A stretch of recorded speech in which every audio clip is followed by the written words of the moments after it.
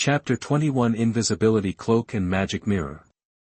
You are listening at novelfull.audio. Immortality is something to be pursued no matter where it is, but the Sorcerer's Stone can do it. Although it is not strictly immortal, it is enough. If there is a magic stone, it will be of great help to me in refining things. Of course, John was just thinking about it. The Sorcerer's Stone seems to be something in legends, but no one has seen it in reality. But this reminded John that he could start with alchemy, and maybe he could master fairy casting faster.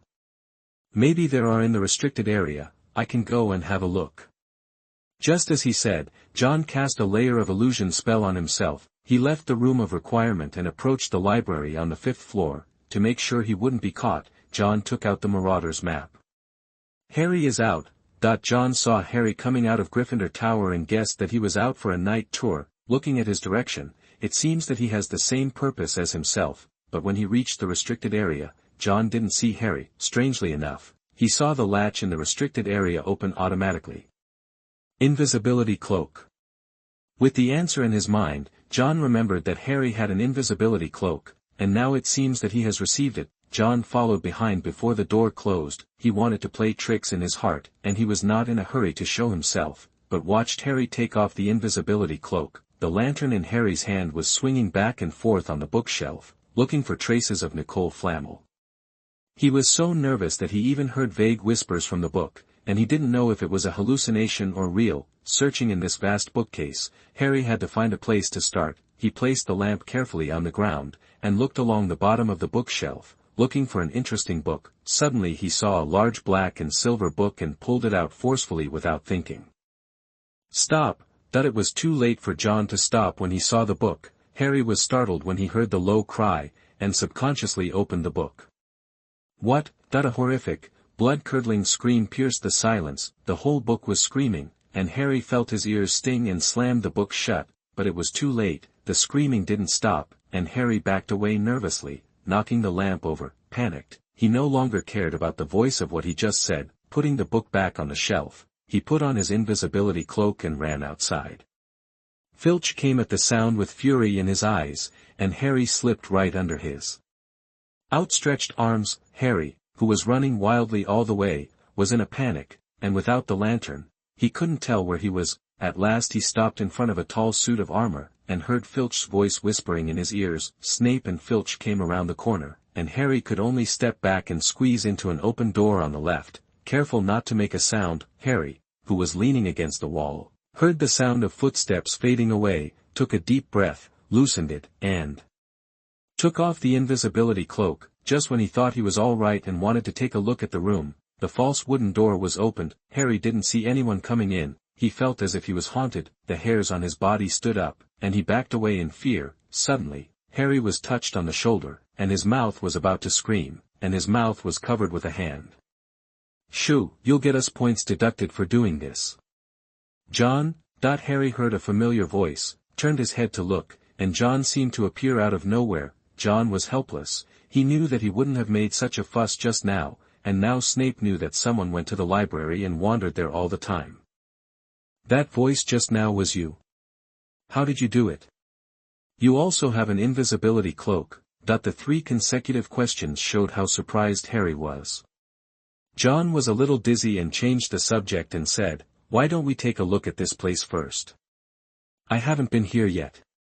Hearing what he said, Harry only started to pay attention to this place. It looked like an abandoned classroom, with many desks and chairs piled up against the wall, forming a large group of dark shadows. There was also an upside-down wastebasket, and on the wall facing them was something out of place. John noticed the mirror too, a very imposing mirror, very high, almost as high as the ceiling. The ornate golden frame is supported by 2 claw-shaped feet. There was also a line at the top, which John read, Aristella uru I tubi kafru 8 ion vorhes. A very weird mirror. Being a Gryffindor, Harry walked through it without fear. The next second, Harry stood in front of the mirror, terrified. What happened? John walked over without knowing why. Harry's breathing became short of breath, and the blood on his face quickly faded. There are many people in the mirror, at least a dozen or so, and they are all behind me. John was taken aback by Harry's words, and he leaned over to take a look. Nothing, no. John looked at tables of heavenly delicacies appearing next to him in the mirror in front of him, his eyes widened, rubbing his eyes. John looked again, and he was already enjoying the food. Not only that, John in the mirror is wearing a gorgeous wizard robe, looks like he is in his 20s, holds an old wand that symbolizes power in his hand, and wears the Order of Merlin first-class medal on his chest. The plot about this mirror came back in memory, and John said to himself, Mirror of Erist? Didn't he remember that the mirror appeared at the end? Why did it appear now? John, I feel like they are my family. Harry saw a gentle and beautiful woman behind himself in the mirror. Her smiling eyes were full of kindness. Beside the woman was a man with black hair and glasses. His hair was as disheveled as Harry's. Harry felt that they were his parents, not only his parents, but other relatives, and they had the same green eyes as Harry. These were the things Harry wanted the most, and he stared hungrily at the mirror. Not wanting to look away for a moment, put your hands on the mirror, as if you can go inside and reunite with your loved ones. Seeing that he was dazed, John pulled him away from the mirror. We should leave, Filch and the others will come back. Although a little reluctant, Harry still agreed with this sentence. He put on the invisibility cloak and invited John to leave together. John smiled and said mysteriously, I don't need it. Taking out his wand and waving it lightly, John disappeared in front of Harry. The startled Harry tentatively called, John, are you still there? Of course. There was a response in front of him. Harry reached out and touched John's face. Be careful, you almost poked my eye. Hearing this, Harry put away his hands resentfully. Before leaving the room, John stopped and looked at the mirror. There seemed to be a silver-haired old man there, but he disappeared after blinking. Dumbledore, don't think he was wrong. John suddenly realized that this thing was put in by Dumbledore. That being the case, Harry shouldn't be in danger. Parting ways with Harry at the top of the stairs, John went to the restricted area, found an ancient alchemy Supreme Alchemy and took it back to the dormitory. After just watching for a while, he felt a little dizzy. The content inside is too esoteric. Just like fairy casting, it needs a lot of foundation for laying the groundwork. If you can't chew too much, you still have to start from the grassroots step by step. Putting the book under the pillow, John opened the Marauder's map, and Quirrell walked outside Hogwarts. John hesitated a little, whether he wanted to follow the pass to see, but after thinking about it, he dismissed it. Not to mention Voldemort, the Professor Quirrell alone is not something he can deal with, unless it is unexpected. The magic power gap between the two is still too large, and John didn't have an attack similar to the killing curse, and if his identity was found out, he might be close to death. The Christmas holidays are not over yet. During the period, John went to the library a few more times and took away a lot of books on basic alchemy. During this period of time, he frantically supplemented his knowledge of alchemy, but this was not enough. However, a record of Nicole Flamel was found in a book about ancient alchemy. Nicole Flamel, the only known maker of the Philosopher's Stone.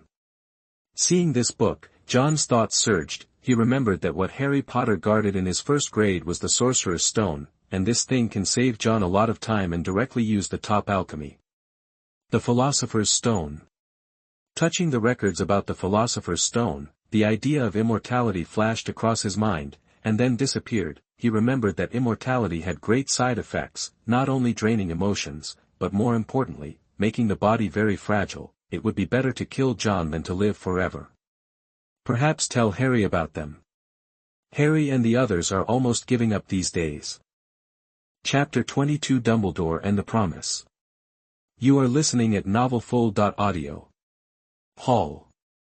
You should wake me up, I want to see your parents. Ron complained angrily. He was annoyed that Harry found out that the mirror didn't call him by himself yesterday. Harry said, You can go tonight. I will go again. I want you to look at that mirror.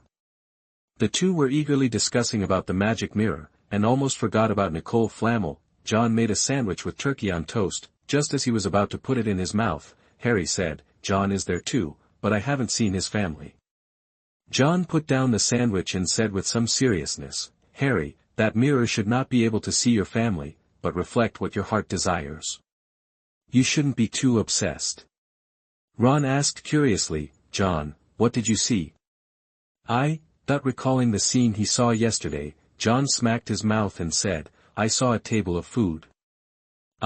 Ron and Harry were a little speechless. They thought John would see other things. Shouldn't he see books if he loves learning so much? However, Harry didn't take John's words to heart, and instead wanted to go more and more. He is so lacking in love. The strongest magic built with maternal love can't make up for the shortcomings in his heart. Compared with the Savior, he wants his parents to be by his side more. John didn't care whether Harry listened or not. Anyway, his warning had already been said. With Dumbledore around, even Voldemort couldn't hurt Harry and the others. John, who was not worried, remembered Nicole Flamel after eating, and took out the chocolate frog wizard card from his pocket and handed it to Harry. "This is." Harry was a little puzzled by his movements. John smiled mysteriously. "All the answers may not be as profound as imagined. You have to learn to observe the things around you."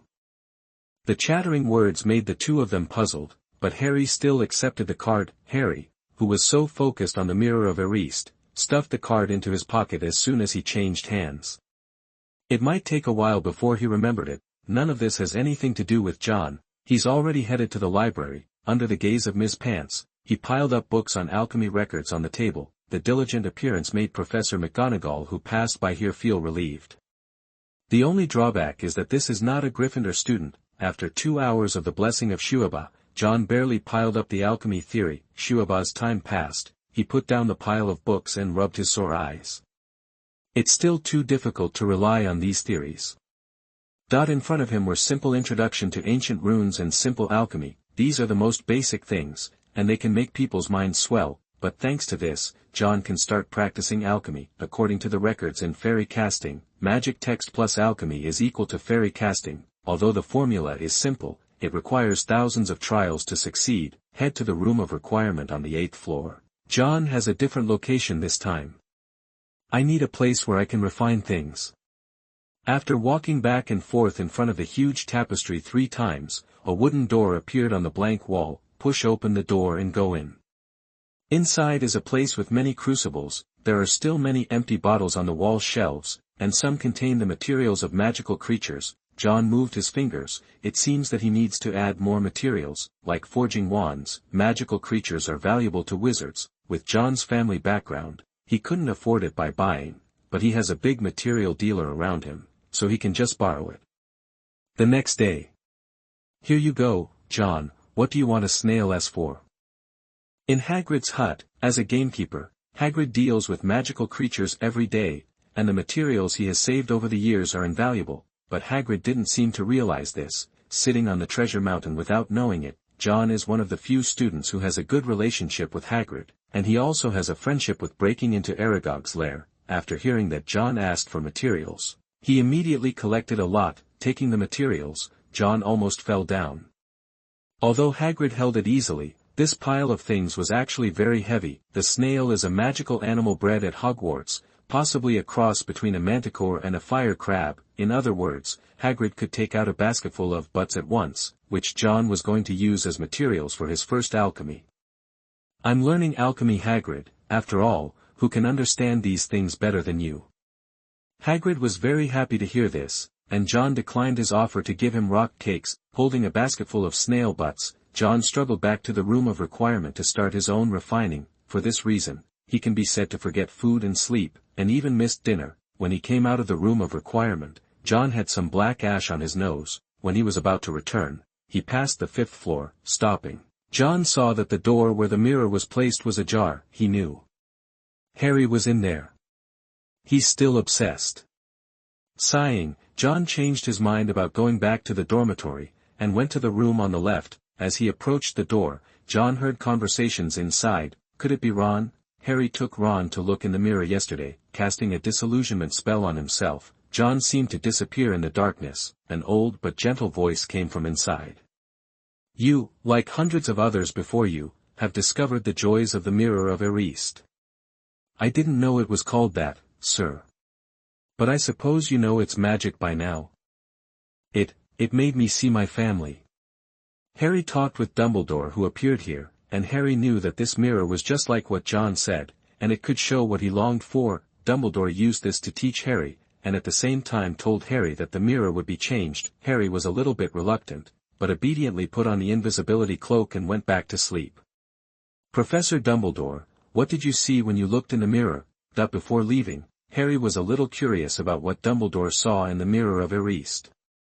Dumbledore smiled mysteriously and said playfully, "I saw myself holding a pair of thick wool socks." "There are never enough socks." For this answer, Harry felt a little perfunctory and not unreasonable. After all, John also saw a table of food, and he felt that John might be as wise as Dumbledore. Dumbledore, who watched Harry leave, did not leave the room, but said to the heir with a kind smile, "Maybe I should also talk to you face to face, Mr. Wick." Well, John knew he was naive enough to try to outwit the greatest wizard of the century. Stepping out of the darkness, he terminated the disillusionment charm, the figure gradually emerged, and he seemed to appear in the room out of thin air. "Excellent disillusionment charm, it seems that you have learned a lot in the restricted area." Dumbledore praised. John was a little embarrassed, and he was a little guilty of being exposed face to face for violating school rules, especially if that person was the headmaster of Hogwarts. Dumbledore laughed. "Don't worry, I don't think Professor Quirrell signed the note for you." He blinked, not naughty like an old man. John knew that Dumbledore would not let himself out for no reason. He was about to leave, but Dumbledore stopped him. Sure enough, Dumbledore looked at John, his kind eyes flickered with a sense of insight, and asked, "Mr. Wick, what did you see in the mirror?" John's body tensed up, subconsciously activated a clemency, and replied honestly, "Food, a lot of food, and I have become stronger." After hesitating for a while, John still didn't choose to hide. Dumbledore was very satisfied with his answer, clapped his hands and laughed loudly. "Applause for honesty, John. Do you know that Minerva has been nagging in my ears these days? Maybe there is something wrong with the Sorting Hat." Under the half-moon-shaped lenses, Dumbledore's eyes were full of meaning, and his voice was as mellow as magic. "She was wrong, there is nothing wrong with the Sorting Hat, and you are indeed the most suitable for Slytherin, there is no doubt about it. Promise me, John, don't touch those irreparable magic." "I promise you, Professor." I don't know why Dumbledore brought up this matter, maybe because he knew that John had read a lot of black magic in the restricted area. John nodded without hesitation. Although he knew that the old man would not kill the students, John was still a little afraid of being discovered. "You have the self-control to overcome your desires." "I believe you, John." "As a reward for your discovery of the answer, maybe you will have the opportunity to get in touch with the real Philosopher's Stone." After changing the seriousness just now, Dumbledore blinked, as if hinting at something. John was taken aback. "The answer?" He thought of the chocolate frog wizard card. The old man seemed to know everything, whether it's the restricted section or the chocolate frog wizard card. Chapter 23 The New Term in Teaching. You are listening at novelfull.audio. 1 month 1 day, the new semester is here. John felt nothing. Hermione came to the school yesterday, disappointed that Harry and the others did not find Nico Flamel. "John, are you watching Alchemy? Library." John was holding Introduction to Alchemy and Enlightenment to watch, and Hermione temporarily put down to look for Nicole Flamel when she saw this scene. She checked John's book list. Besides Alchemy, there were runes. Hogwarts has ancient runes, but it's an elective in 3rd year. Hermione, who saw John as the target of her pursuit, was not to be outdone when she saw it, and took back a bunch of books about runes that day. But unfortunately, when we met the next day, Hermione had 2 big dark circles on her face, like a sleepy lion. Ancient runes were still too difficult for first-year wizards, which Hermione had to admit. "I guarantee I've seen the name, I just can't remember it." Since being persuaded by Dumbledore to go back and stop going to the Mirror of Erist, Harry often dreamed that his parents were killed by Voldemort. This allowed him to rediscover his focus on Nicole Flamel. Although Harry was convinced that he had seen the name somewhere, Hermione and the others had almost given up the possibility of finding Nico Flamel in the library. No longer continue the previous sleepless nights and forget food, instead use the break time to check. "I remember seeing it." Harry began to wonder if he had seen it, too. They got together to discuss, and John took out a simple introduction to ancient runes not far away, and read Alchemy and runes alternately, which would make him less tired. "Wick, what do you see this for? Do you want to learn how to sell items like the wizard in Nocturne Alley?" Since Malfoy watched the Quidditch match with John, he no longer has an attitude of ignoring John if he can't beat him. Seeing that John was interested in alchemy, he subconsciously thought that John would sell props to make money like the Weasley twins. "Just make something small, alchemy is a complex knowledge, do you know the sword of Gryffindor? Closing the book in his hand, John's eyes were distracted. Malfoy wondered, what is that? It is said that Gryffindor invited goblins to forge the silver sword. Only real Gryffindors can find it, but it doesn't matter. The sorting hat is also a product of alchemy. After John worked hard and even slackened his training and studied hard, he finally lit up his rune skills. This also means that he has mastered the basics of runes, and now he only needs to turn on the alchemy to perform fairy casting. However, this process was a bit difficult. The snail butts obtained from Hagrid were all used up, and they still didn't light up. Malfoy nodded, half understanding. As a member of the Malfoy family, Malfoy has no shortage of magic props, it's just that John's Muggle family is really difficult, and he needs to refine things by himself. There is an astronomy class in the evening. Everyone gathered in the astronomy tower, and Professor Aurora Sinista told them about the location of Sagittarius. After a day of class, John met Quirrell with an extra note in his hand. Defense against the Dark Arts classroom. After opening the note, there is only one location. John really didn't want to go there, but he was afraid that Quirrell would be suspicious, so he had to give up his plan to study alchemy. Defense against the Dark Arts classroom. Conscious that this good student has gradually stepped into the dark, Quirrell began to remove the disguise. Originally, Quirrell was a wizard with a good level. If it weren't for accepting Voldemort, he wouldn't have to pretend to be a low-level professor. Very well, John Wick, it seems that you have chosen the right path. Quirrell was very satisfied to see John swimming over at night. Sure enough, knowledge is the greatest forbidden fruit. After tasting the power brought by black magic, even the good student John Wick fell. Professor Quirrell. After John came to the defense against the dark arts classroom, he felt that someone was pricking his head with a needle. It was legilimency, trying to spy on the thoughts of his brain. He decisively used the occlumency technique, and after the new semester started, John brushed the occlumency technique to level 2, but it was still not enough. He added random points to occlumency, upgrading it to level 3. Level 3 is already a master of occlumency, and it is still possible to deal with a crippled Voldemort's wandering spirit. With an excited look on his face, John is like a fanatic who has been conquered by knowledge. Voldemort, who used legilimency to enter John's brain, was very satisfied, and now John only needs a word from himself to become the most loyal Death Eater. To train an undercover agent for Hogwarts, Voldemort spared no expense in knowledge. Through Quirrell, he taught John a lot. He is a powerful wizard himself, and the knowledge he has learned is even more complicated. Under his teaching, many places that John didn't understand suddenly became clear. In the days that followed, John attended classes during the day and went to the classroom to study at night. This allowed his level to improve rapidly, and he successfully controlled fierce fire, magic power, level 3, 30/1500.342323322.74111, blessings, physical fitness, quick attack, precision, academic master, pilot, long distance running, sword dance, troll killer, night devil. The increase in magic power is not much, but the understanding of magic spells has increased a lot. One of the biggest good news is that alchemy has also been lit. Although it is still level 1, John has been able to successfully refine a simple magic item. Items with voluntary will, like the sorting hat and the sword of Gryffindor, probably need to reach level 7 to make them possible. Harry was sent to the Devil by Wood to train him, even in snowy and rainy days.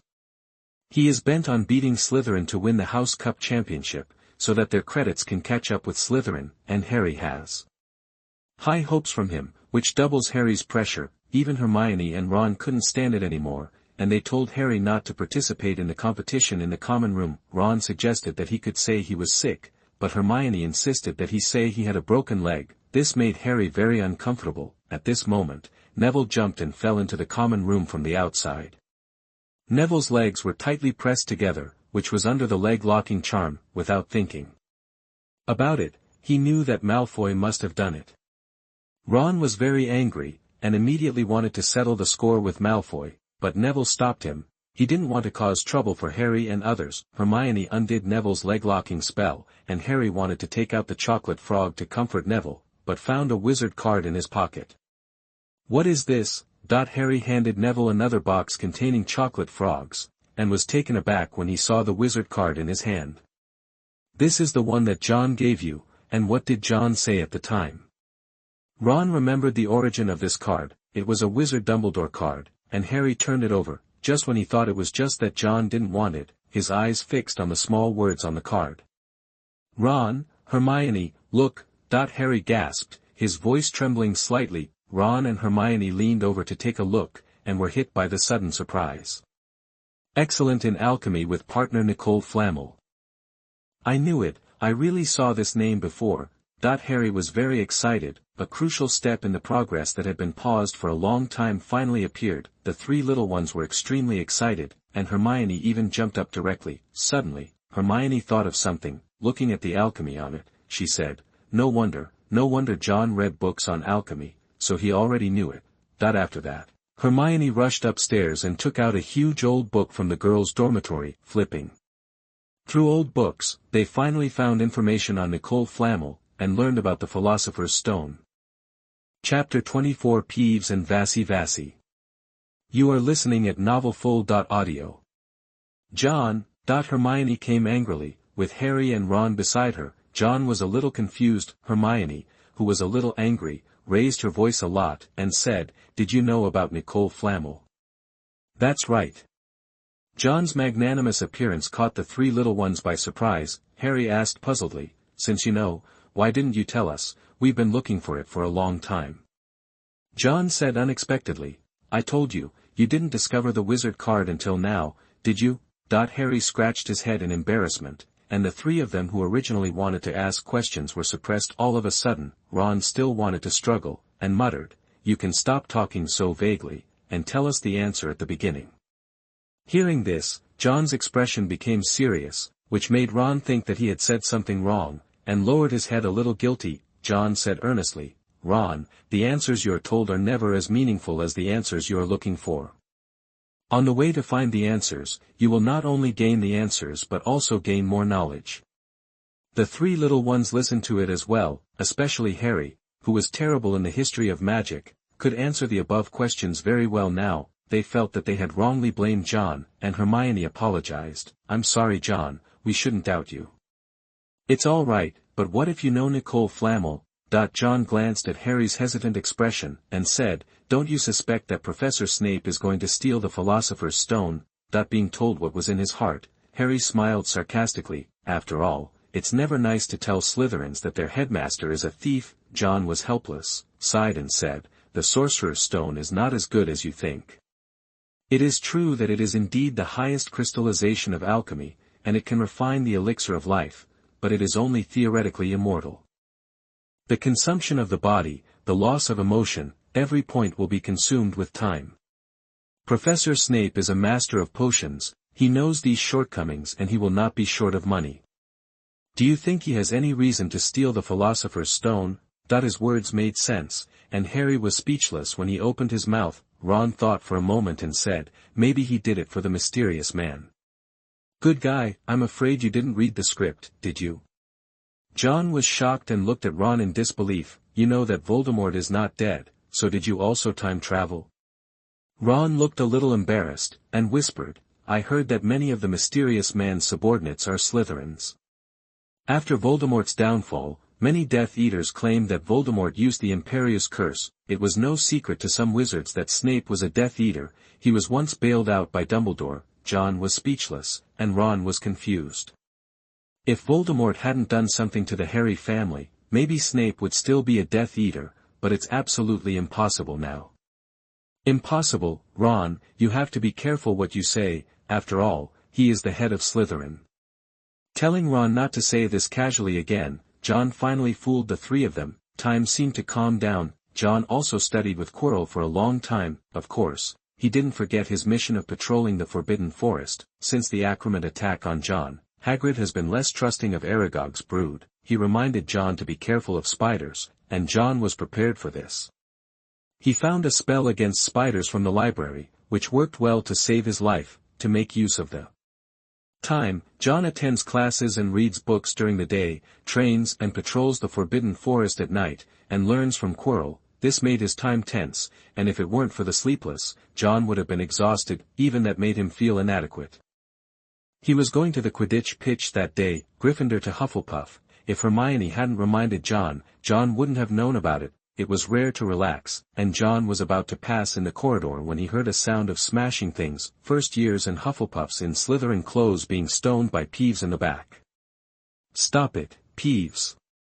Little wizard, little wizard." Peeves is not afraid of anyone except Professor Hogwarts and Barrow the Bloody Man. Not stopping at all, John saw his classmate Daphne Greengrass being hit by Peeves' stone. "Peeves, you are being presumptuous." Peeves heard the voice and thought it was some professor, but instead saw a little Slytherin wizard. "It's you, I remember you, John Wick."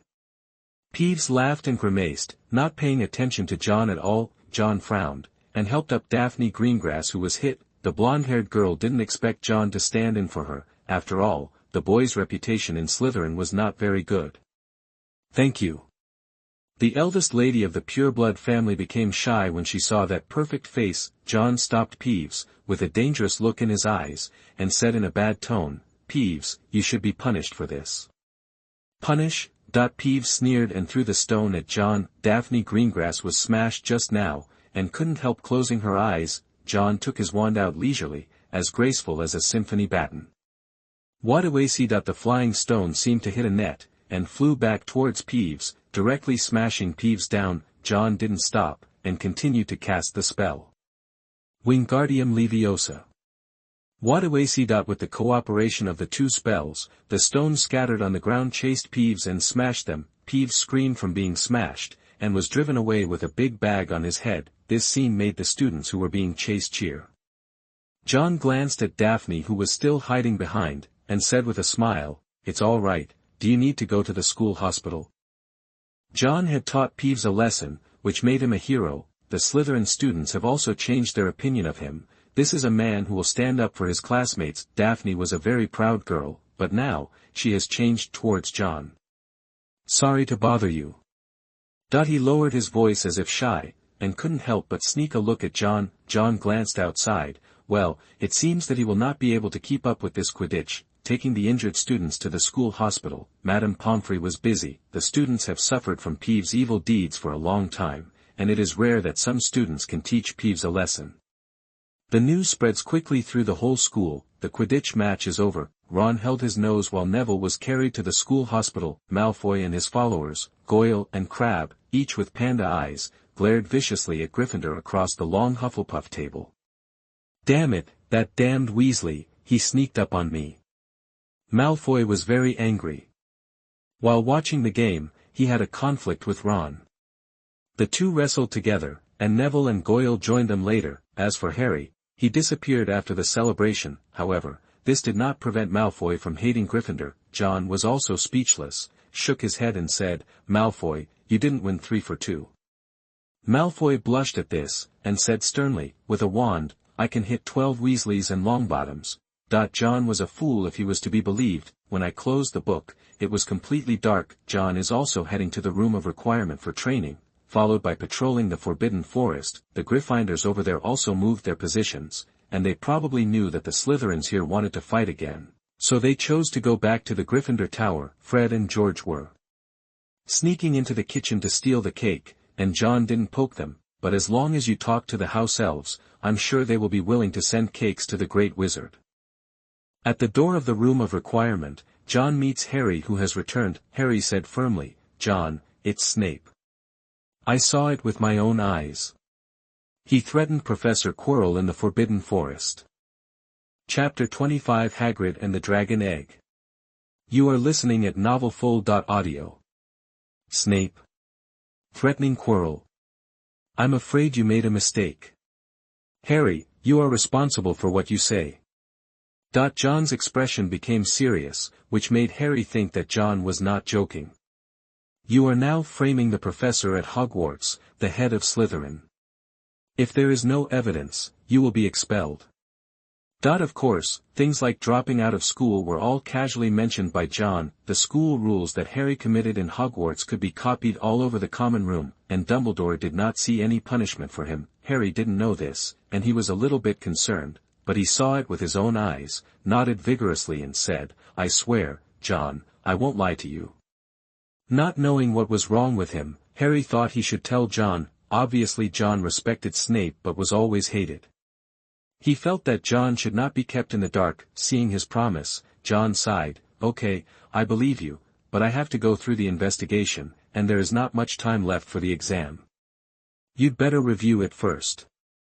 Harry was glad to see that John believed in himself. He felt that he had done a good thing, and went to the Gryffindor lounge after the previous haze, but he didn't think about why John was on the 8th floor, and the Slytherin lounge was not here. Room of requirement. Carefully, John dipped a quill into ink and wrote a rune on the snails, but it was only the last touch that could be finished, and even John's eyebrows seemed to be exerting force, gently stroking across the surface of the snail. An F like a bent arm landed on the ass of the whelk. "It's just one step away." With joy on John's face, he took out his wand and tapped on the table. Coughing lightly, he aimed his wand at the rune on the snail's butt, and the magic power penetrated into it along the chopstick-like point. There was a light on the F, and just when John thought he was going to succeed, the light turned into a puff of black smoke, and the wreck but exploded and sputtered fragments onto the cauldron. John, who was on guard, cast an iron armor curse on himself, and after the spell dissipated, he was a little depressed. It still doesn't work. It seems that it is too difficult to complete the enchantment by level 1 alone. Just now he was refining the butt of the fried-tailed snail, which obviously failed. John speculated that there might be a problem with the ink used to write the runes. Picking up the ink, he said unwillingly, "Do you want to use the blood of magical creatures?" Alchemy has been inseparable from potions since ancient times, and there are only two places where John wants to get good materials. One is the Forbidden Forest, and the other is the office of the headmaster. As far as the difficulty of the two is concerned, John decided to go to Hagrid for trouble.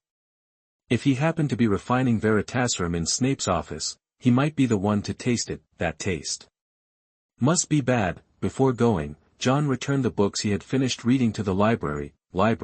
Our know-it-all lady, Hermione Granger, has entered Spartan mode. She lists a series of review plans, which seems to be killing her classmates. Neither Harry nor Ron dared touch her brow during this time. As Hermione prepared to end John's undefeated run in the final exam week, she immersed herself in studying hard, and even Harry and Ron were miserable, and they were pulled over as companions, and even Neville was not let go. Seeing John coming, the two of Harry seemed to see a savior. "John, here!" Neville screamed excitedly, and was chased and hit by a feather duster that was suspended in the air. "Are you studying here?" John was a little surprised. He wasn't surprised that Hermione was here, but the other three seemed like little eunuchs accompanying the Emperor to study. "Thank you, John, the things you sent are very useful." Neville finally learned to shut up, so that he would not be chased and beaten. What he was talking about was the pet cage that John gave him at Christmas. After putting Leaf in it, he never saw him again. "As long as you like it." John put the book back, sat in front of a few people and wondered, didn't Nicole Flamel find out? "It's Hermione, she has made a lot of review plans. My God, why don't you let me fight the trolls?" Ron complained loudly, ushering in a new round of feather dusters. Harry also nodded hurriedly and said, "We are decades away from the exam." Hermione frowned and said angrily, "Decades? We have less than 10 weeks left." "You see, didn't John also start reviewing?" John, who was named, was a little embarrassed. He really didn't review, and the books he read were all related to alchemy. It can be said that he didn't need it for the exam at all, but this reminded him of the task of Shuabat 2.0, and he had to suppress Hermione for the rest of the time. Watching her bury herself in the pile of books made John feel more stressed. "Okay, I still have to go to Hagrid, you go ahead." There was quite an attitude of meeting the King Wan. After leaving these words, John left regardless of the eyes of the other three asking for help. Upon reaching Hagrid's cabin, John felt the heat. There is already a breath of summer, no need to light the fireplace in the house even if you are afraid of the cold, right? "Hagrid, are you cooking?" Merlin's beard. Pushing open the door and stepping in, Hagrid was taken aback. The big body blocked the front of the fireplace, and the face occupied by the furry beard squeezed out a smile. It turned out to be John.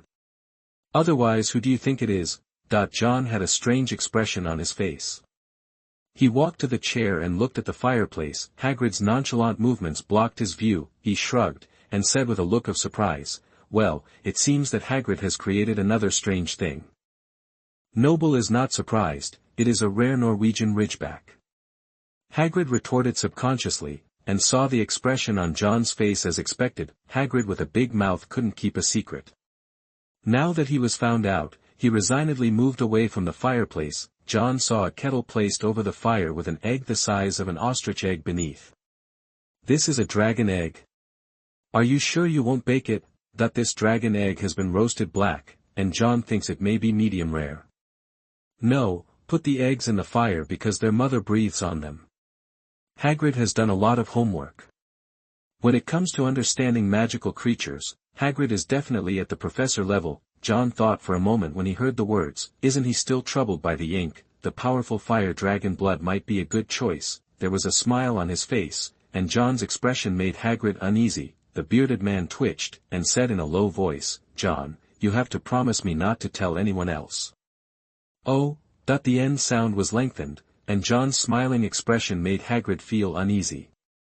John glanced at the dragon egg and said, Hagrid, you don't want other people to know about this, do you? John, we're friends. Hagrid muttered. John said, a real friend will correct mistakes, not make mistakes together, but... Hagrid hoped that his eyes would fall on John, and John smiled brightly. I'll be with you, of course I won't betray you. After all, who wouldn't want to own a fire dragon? That's great, John, I knew you wouldn't betray me. Hagrid was suddenly as happy as a half-ton child. John pretended to be distressed and sighed, actually, I also want a fire dragon. There are 12 uses of dragon's blood in the exam, which gives me a headache. You know, I don't have much money. Don't worry, John, when Norbert grows up, you can get free dragon blood. Hagrid has always been generous to his friends. John smiled, and after asking Hagrid for a basketful of snail butts, he left contentedly. Not long after he left, Hagrid went out to the library to find more books about dragons, and happened to meet the three little ones who were reviewing. The result after that is self-evident. The three little ones also found the dragon egg just like John, but they kept their mouths shut for the sake of their friends. Chapter 27 Amulet and Imperius Curse. You are listening at novelfull.audio. Look at this pretty girl. A bug with very long joints was held by Quirrell, with a look of great enjoyment on his face. John looked chilled, touching the bug. Quirrell had an evil smile on his face. John, good boy, now, please tell me the names of the 3 unforgivable curses. Glancing at the wand in Quirrell's hand, John pondered for a moment, then said, the Killing Curse, Imperius Curse, and Cruciatus Curse. Good boy. Quirrell praised. Immediately, he pointed his wand at the worm in his hand, and said, now, I will teach you the supreme 3 spells. Imperio. The light flashed by, and the bug became extremely obedient in his hands. There was a strange light in Quirrell's eyes, and he said, the Imperius Curse, a spell that makes wizards obedient, can even make people die. Under his control, the worm jumped into the basin beside it. Even if it was about to drown, it didn't show any sign of struggle. Then he jumped out again and came to the candle. Even though the flames burned his joints, he never resisted. John saw this scene in his eyes and felt a slight chill. This Imperius Curse is comparable to brainwashing and other simple and crude methods. It can directly control a person in an instant. Come back.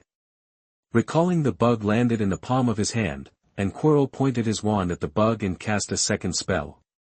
Crucio. The worm screamed. Even if he couldn't see the expression of the worm, he knew that the worm was in great pain at the moment. The shrill screams echoed in the classroom. John's face was gloomy, and his body felt uncomfortable. On the other hand, Quirrell had a look of enjoyment. Listen, what a wonderful sound it is. The feeling of being in control is so wonderful that he would have become Voldemort's subordinate in order to gain these powers. Black magic can erode people's hearts. After getting this power, Quirrell's mind became distorted. John under the moonlight made Quirrell unable to see his face clearly, but he felt that the little wizard at this moment must also be subdued by this most powerful force. Stopping to cast spells, Quirrell's eyes had an evil light, and he put the bug on the table, and he cast the last unforgivable curse. Avada Kedavra. A green light shot out from the tip of the stick, taking away the life of the insect without hindrance. Manipulating the mind, torturing the body, and controlling life and death, the 3 curses possess extremely powerful power. Quirrell grabbed John's hand, and the expression on his face became excited. This is a wonderful power, that adult has expected you, and you must not let him down. I will definitely not disappoint your teaching. John bowed his head, which made Quirrell very satisfied. At the same time, the trust in John has reached the level of believing that the other party will not betray. Having learned the unforgivable curse, he has already stepped into the ranks of Death Eaters. In the next time, John needs to go to study. The danger of the unforgivable curse is that it can be learned with only malice. John used the Cruciatus curse, and he cast his malice on Quirrell, which made Quirrell very satisfied. Mad, the damn thing. John soaked his whole body in the water in the bathroom. The chill on his face didn't subside in the slightest. He didn't know if it was an illusion, but he felt that black magic was eroding his soul. This made him even more manic. He stretched out his hand and slapped the surface of the water. John poured water on top of his head to calm himself down. It won't be long before Quirrell jumps. I want to get rid of him as soon as possible. Now that the school year is drawing to a close, John doesn't remember the exact date of the first part, but knows it's before the Academy Cup. As long as he gets through this semester, Quirrell will be a passerby from now on. As for black magic, John settled down and felt that he didn't need to panic too much. Black magic is not a bad thing, at least there is one more way to defend yourself. Using the unforgivable curses in the wizarding world was a felony and sent to Azkaban, but John didn't think the professors at these schools knew about the unforgivable curses. I don't see the professors being mentally twisted or anything. As long as I have enough self-control, I am not afraid of becoming the next Voldemort. After comforting himself in this way, John finally relaxed. Coming out of the bathroom, he changed his clothes and walked out of the lounge. After casting the illusion curse on himself, he was going to go out for a walk to calm himself down. When he came to the room of requirement, he entered it to start his own alchemy experiment. Quirrell cast the 3 unforgivable curses to make him realize that his amulet should be strengthened. After a night of hard work, he added new functions to the amulet. Anti-seizing soul curse, this is already the maximum he can do now. As for the Cruciatus curse, he feels that it shouldn't be a big problem for him to get hit. At most it is painful. The Imperius curse is hard to defend against, so he added an early warning function to the amulet. Once accidentally hit, the hidden mechanism will be triggered. Although it cannot be defended, it can make John wake up immediately. He was also preventing Quirrell from using the Imperius curse on himself, because he felt that Quirrell would continue to get worse. If John wants to resist at that time, he can only seize this gap. As predicted, not long after, Quirrell extended an invitation to John. Go to the Forbidden Forest. This made John think of something, and his face couldn't help but change. Professor, what are we going to do in the Forbidden Forest? I mean, I have been patrolling the Forbidden Forest for a long time, but I haven't found anything. John tries to muddle through, but Quirrell doesn't want him to have it easy. In the pursuit of knowledge, you will find that truth can only be discovered through practice. Quirrell's face paled a lot today, and Voldemort was weak again, and he needed to drink the blood of the unicorn to continue his life. Voldemort, who was lingering on his last breath, was not as good as a mouse. He didn't want to expose such a weak life to John. When John showed an unwilling expression, Voldemort's voice came out. Stop messing with him. The sound came from Quirrell's head, and John felt bad. Quirrell showed a respectful expression on his face, and a light shot out of the raised wand, and John was hit by the Imperius curse. The amulet on his wrist shone brightly at this moment, but soon dimmed. John felt that his mind was in a mess and then reassembled. He looked at Quirrell with dull eyes. Seeing this scene, Quirrell only felt that he had succeeded, and respectfully said to Voldemort, Master, let's go to find the unicorn now. Since the last unicorn kill, all the unicorns in the Forbidden Forest have gone into hiding. After a long time, some unicorns couldn't help but came out, and Quirrell found some traces. He went ahead, and John followed. Quirrell wanted to completely pull John into an irreversible abyss, and John knew it was not time to turn his face, so he continued to pretend to be cursed. Fortunately, today's Quirrell didn't let John do it after finding the unicorn. John hasn't learned the death curse yet, which saves some things, but John could only watch the unicorn being killed by Quirrell. His eyes fluctuated violently, and he still didn't pull out his wand in the end. In the Forbidden Forest, as long as he made the slightest movement, he might become the target of the next killing curse. after ending this hunt, Voldemort's life was extended. Quirrell took John away, and put the unicorn's horn in his hand, telling John that he killed it. John also behaved like a bewildered child, and the feeling of entanglement and gradual perversion after experiencing the killing was also vividly reflected. Voldemort believed it would be a good Death Eater before long. The time now is just to wait for the fermentation. Killing a unicorn is a felony, and the little wizard dared not tell the professor. Voldemort was confident. John got a respite. Instead of going to study with Quirrell, on this day, Ron was bitten by a fire dragon. Harry and the others knew that it would be too late if they didn't send him away, and they could send Norbert away on Saturday night. Chapter 28 Fire Dragon and Alchemy. You are listening at novelfull.audio. After returning, John immediately remade a string of amulets for himself, thanks to the fact that I was prepared this time, otherwise I would have been overshadowed by that old cunt of Quirrell. Saturday, John got more materials from Hagrid, and this time he had a new idea. The unicorn's horn has begun to change.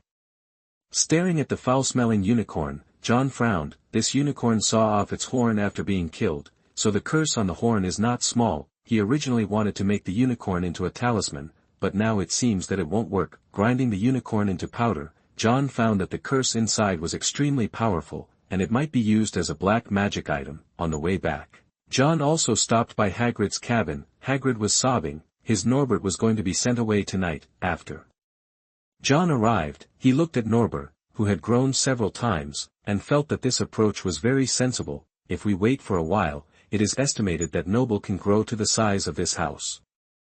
John, this is the dragon's blood that was promised to you. I hope you treat it kindly. Seeing things and thinking about people, Hagrid gave John a bottle of dragon blood. I promise. John took over. The dragon's blood was still warm. Presumably, it should be the characteristics of the fire dragon. It is such a palm-sized bottle that Hagrid can really handle it. Looking at Norbert's lively appearance, it seems that this bottle of blood is not difficult for him. After parting ways with Hagrid, John takes the test in the room of requirement. After combining dragon's blood with snails, he managed to carve his first rune. Caressing the successfully enchanted amulet, John felt a little excited. After so many days of worrying and fearing, I finally got a reward now. As for the action of sending Norbert away at night, he will not participate. After all, he has an appointment with Malfoy first, and John will not ask for trouble. Gryffindor woke up early in the morning and found that the point funnel had lost 150 points, which completely stunned them who were expected to beat Slytherin. After inquiring carefully, they found out that their savior Harry Potter, Hermione, and Neville were arrested during the school night tour. This turned the trio from savior heroes to the least popular of the trio. On the other hand, Mr. Malfoy, who also caused the Academy to be deducted 20 points, received a completely different treatment. His extreme 1-for-3 feat successfully reversed the possibility of Gryffindor's counterattack. Harry Potter, our hero, Slytherin would appreciate your help.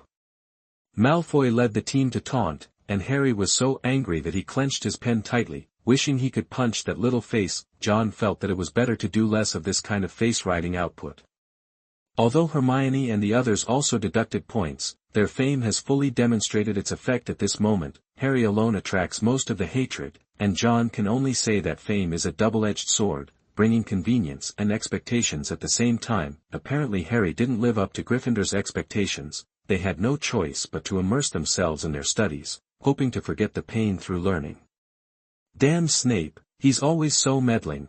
Quirrell's face was ugly, and he was threatened by Snape again. The one-time Death Eater is now a nuisance, and now the Master is failing again, and they have to go to the Forbidden Forest again. John was found again, quietly hiding the amulet under his sleeve. John looked tangled as if he was considering whether to continue learning from Quirrell. Seeing that he was still hesitating, Quirrell suddenly became impatient. Perhaps he has to kill a pure being before he can become a Death Eater.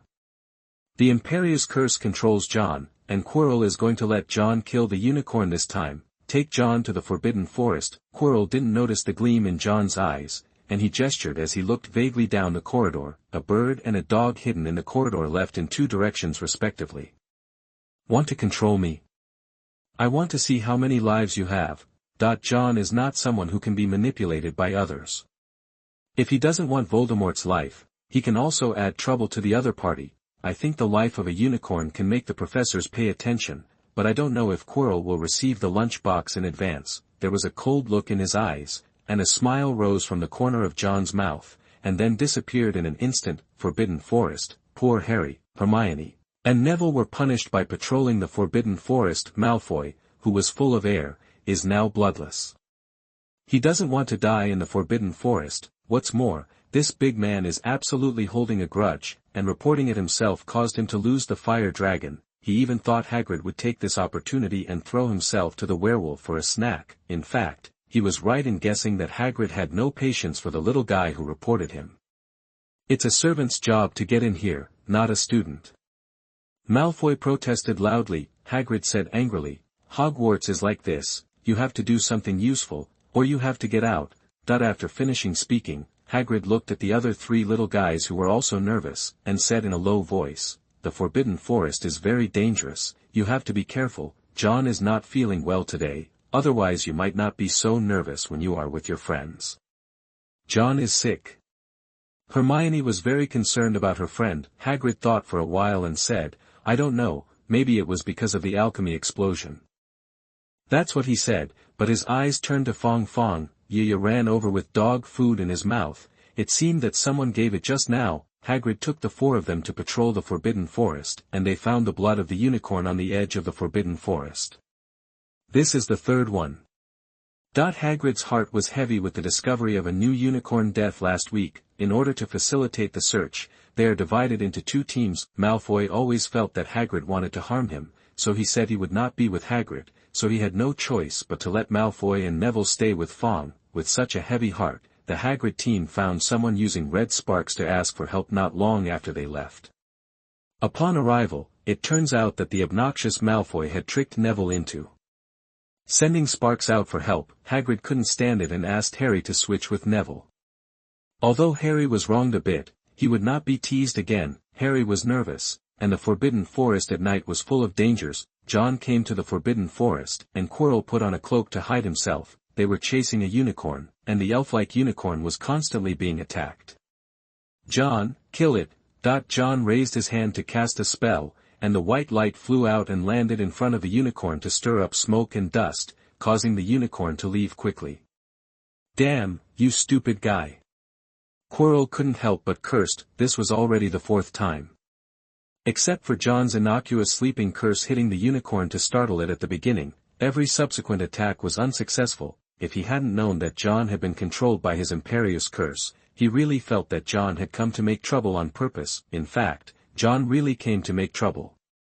He glanced at the tired unicorn and became more and more anxious. Did Basil not deliver the letter, or did the professors not believe me? John's heart sank. This is really a bad result. He asked Basil and Tom to send letters to several professors to fight for a wave of killing the scourge of Quirrell, letting the letter go, but nothing seemed to sink into the sea. Seeing the unicorn getting closer and closer, he struggled even more. "Do you really want to kill the unicorn?" After Quirrell knocked the unicorn down again, the blood from the unicorn flowed down. Quirrell's breathing became a little short. Seize the opportunity. John walked out upon hearing this, pointing his wand at the unicorn. He saw the human sadness in the unicorn's eyes and pursed his lips. Quirrell next to him was still urging, "Hurry up, kill it with your most familiar spell." His body is too weak to die without drinking the blood of the unicorn, and Voldemort has been sucking his life force. He would have killed the unicorn long ago if he hadn't wanted to bring down the little Death Eater. John seemed to have made up his mind, and flames erupted from his wand. Fiend fire. The flames seemed to erupt uncontrollably, igniting the surrounding vegetation and continuously devouring the surroundings. Idiot. Quirrell didn't expect John to be stupid enough to use fierce fire. He knocked John out in anger, and rushed towards the unicorn immediately. The fiendish flame was ignited everywhere, except for the unicorn. Quirrell still depends on the unicorn to continue his life. He doesn't care so much anymore. He will suck blood when he comes to the unicorn. At this moment, a red light flew over, and he reacted quickly to avoid it. Here are the professors. Chapter 29: The Battle of the Forbidden Forest and the Curse. You are listening at novelfull.audio. Poor boy, he has the Imperius curse. John wanted to backstab Quirrell, but when he heard the voice approaching, he immediately pretended to be soul-captured. Professor Sprout trotted to John's side, and his heart ached to see him. Professor McGonagall is like an angry lion. Her lips have turned pale from exertion, and hurting Hogwarts students is the bottom line she cannot bear. The wand kept shining in Professor McGonagall's hand. She pressed forward step by step, and with a wave of her hand, the nearby trees turned into a lion and pounced on Quirrell. You have to pay for this. Don't question an angry professor, especially if the professor is an animagus. Quirrell wanted to fight back, but was turned into a tabby cat by Professor McGonagall, and all of them dodged flexibly, and the cat's claws jumped out sharply, leaving scars on the cloak. Turning back into human form, Professor McGonagall raised his wand again and attacked Quirrell. Stupefied. Quirrell was hit and flew out, and Mag wanted to catch up. The movement here attracted the little wizard on patrol. Professor McGonagall! Harry exclaimed, and Professor McGonagall said inwardly, nervously shouted, Hide Potter! Quirrell, who was supposed to be in a coma, floated up into the air like a snake and swam around flexibly. When he approached Harry, Professor McGonagall had already launched another attack. Quirrell turned and disappeared into the Forbidden Forest. How is this going? Hagrid also came here, and the fiend fire was burning hard to extinguish. With the cooperation of Professor McGonagall and Professor Flitwick who rushed over, they extinguished the fiend fire. Even so, this battle is also very dangerous. Hermione looked nervously at Harry, relieved to see he wasn't hurt, but after moving her eyes, she screamed when she saw the little wizard lying on the ground. My God, John! Hermione ran down regardless of the danger, came to Professor Sprout, and asked in a trembling voice, He'll be fine, right? Professor Sprout is the head of Hufflepuff, and also a dumpy and kind witch. Hearing Hermione's inquiry, she patted John's head pityingly. He has been under the Imperius curse. We have to send him to the school hospital. The Unforgivable curse.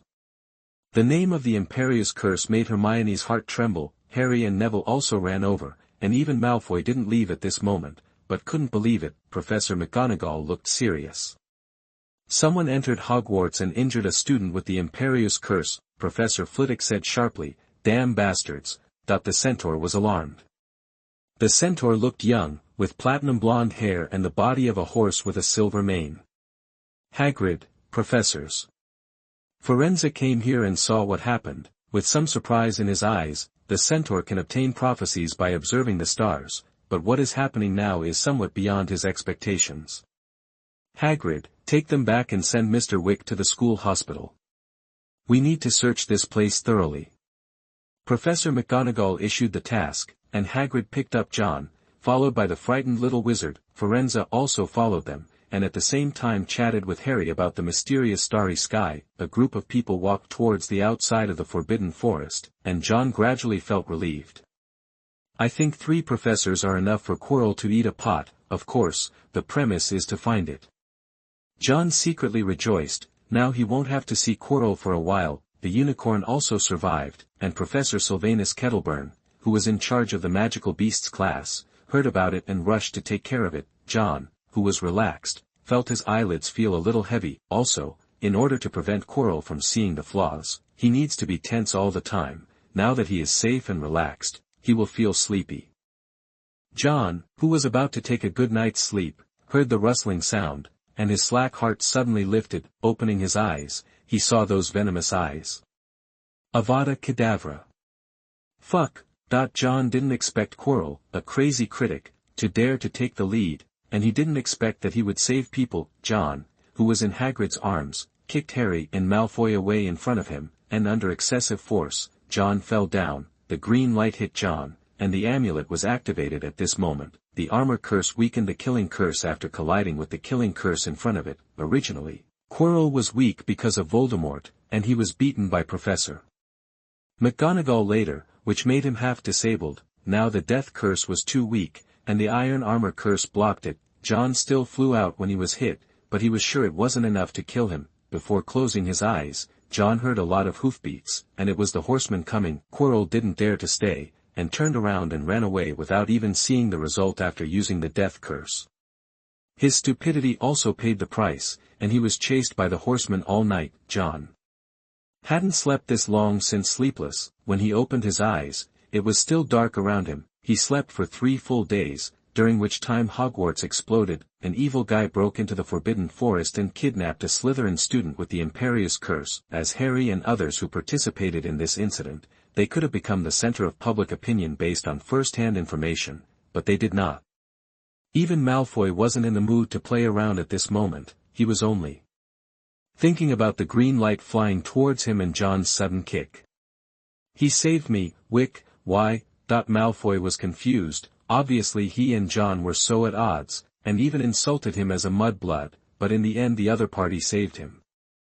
It overwhelmed him. The same was true for the 3 little ones. Harry and Hermione were so worried that they couldn't sleep, especially Harry. He saw the green light as if it was the same as the green light in the dream. He knew exactly what that meant. Harry couldn't help shaking when his friend John might die trying to save himself. For 3 days, the days felt like years. Dumbledore also appeared in the school hospital several times.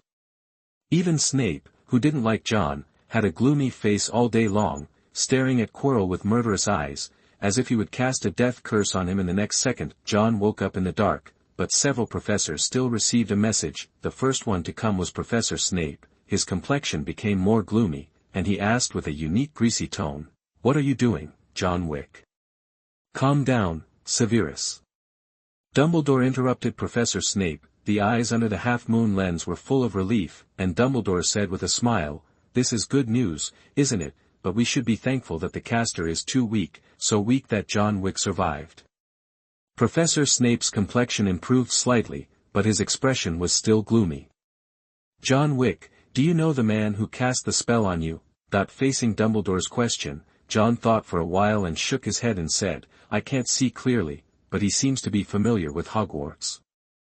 Among the several professors, the 4 deans are all in the Forbidden Forest except Snape, and Snape is mission, impossible and impossible to reverse, so it goes without saying who it is. John almost didn't say it was Quirrell directly. Dumbledore smiled and didn't speak. On the other hand, when Harry and the others came to visit the next day, they talked about the unicorn. The unicorn survived, and Professor Quirrell took a few days of sick leave. Maybe he watched it during the exam. Not anymore. In the days that followed, John no longer had to be bothered by Quirrell.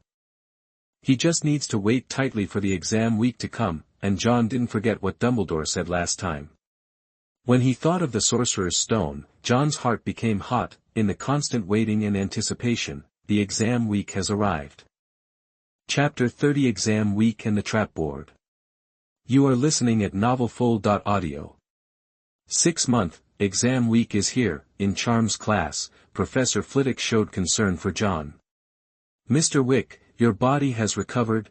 John smiled and said, "Thank you, Professor, for your concern. It's much better now." Professor Flitwick said in a high-pitched voice with lingering fear, "You are really very lucky. That evil bastard casts the death curse on you very weakly." Professor Flitwick wished he had been there at the time. He would definitely let that shameless thing taste what it means to be a dueling champion. In the spell test, Pineapple Tap Dances, John completed the assessment perfectly and gracefully, which satisfied Professor Flitwick. The second exam was Transfiguration class, and John provoked Professor McGonagall's care again. This child has suffered too much. First, he was insulted by Malfoy at the beginning of school, and later he was hijacked by someone with the Imperius curse and also got the death curse. But God took care of the child and let him survive. Veriverto. John pulled out his wand and pointed at the mouse in front of him. After a burst of changes, the mouse turned into an exquisite snuff bottle. "Perfect, very good transformation spell." Professor McGonagall applauded generously. Then came Potions class, concocting a potion of forgetting. In the defense against the dark arts exam, Professor Quirrell was unable to come due to sick leave, and Dumbledore personally invigilated the exam. This made John a little uncomfortable, because Dumbledore always liked to greet him with his probing gaze and playful wink. History of Magic was the last and easiest for John, although the tedious course taught by Binns makes people drowsy. Fortunately, this course is the only one that can be quickly mastered by both Muggles and Wizards. The history of the Goblin Rebellion is easy to memorize, as long as you know how to memorize it by rote. After writing the name of the old wizard who invented the automatic stirring crucible, John could finally relax. "Wick, are you all right?" After the exam, Malfoy leaned over. John still remembered that Draco Malfoy's name appeared frequently in the mountains of condolences in front of his hospital bed. This local tyrant's attitude towards John has changed a lot now. It's much better. I haven't thanked you yet. You have sent me a lot of condolences. It's just a small amount of money. Malfoy turned his head rather arrogantly. John thought to himself that you are not a little Lolita, why are you pretending to be arrogant? Taking out some of the inexhaustible condolences from his pocket, John asked the other party if he wanted to eat. Malfoy took one reluctantly, and Goyle and Crabbe almost didn't fight as if they had never eaten. This made Malfoy couldn't help scolding the two.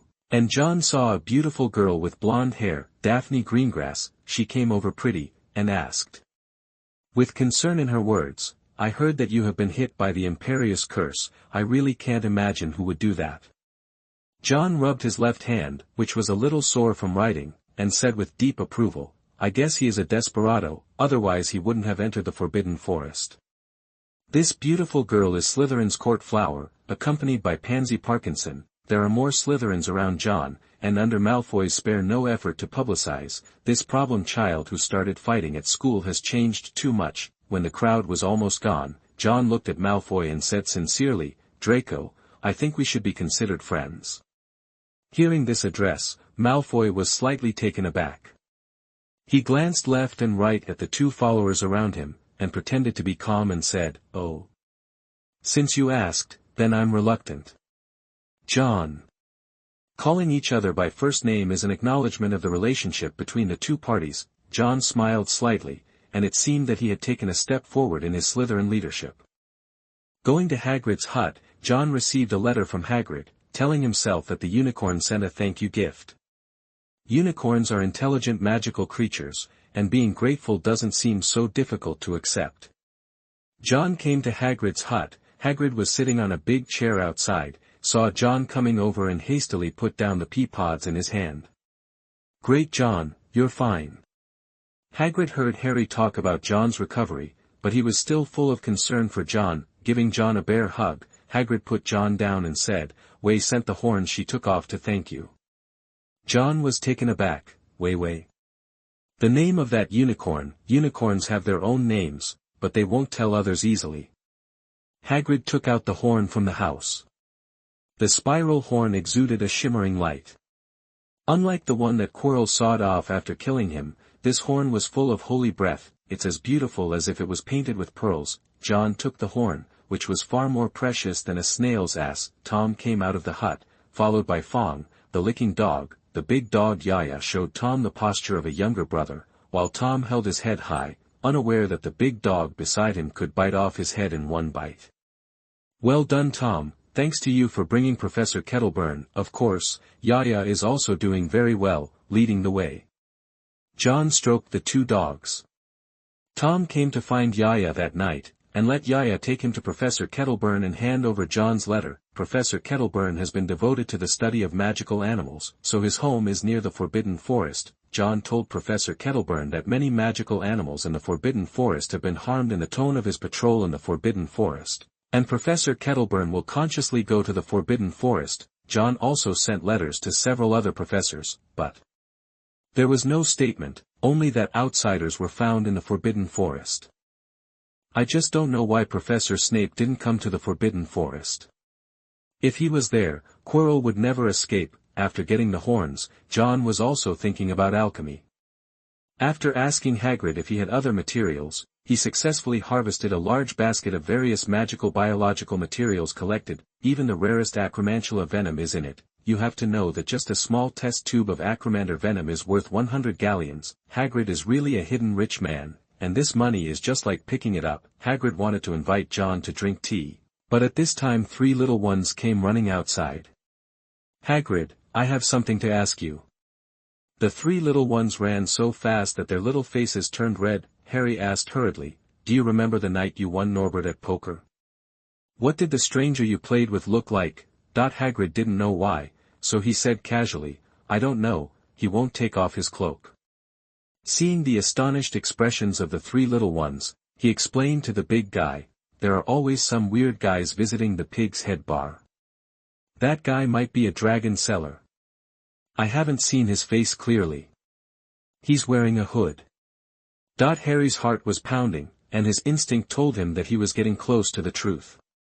What did you say to him? Did you mention Hogwarts? Hagrid frowned and recalled vigorously, maybe I mentioned it, yes, he asked me what I do, oh yes, I said I was a gamekeeper here, and he kept buying wine for me. He also made since I don't have the ability to deal with a fire dragon, I told him that I can control even Lu Wei submissively, and a fire dragon is nothing to me. Recalling the wine he drank, Hagrid was still a little unsatisfied. When Harry heard the fire dragon, he confirmed that the other party was the one who wanted to steal the Philosopher's Stone. Hagrid also said loudly that Lu Wei likes to listen to music, which undoubtedly confirmed the other party's identity. When it was too late to react, the three little ones turned around and ran away. Hagrid was annoyed and terrified. John came out of the cabin and said helplessly, Hagrid, maybe you can try to control your mouth. John. Great, you have to help me. Turning his eyes to John for help, John lifted up a basket of materials with difficulty and said, okay, but I have to put the things back in the dormitory first.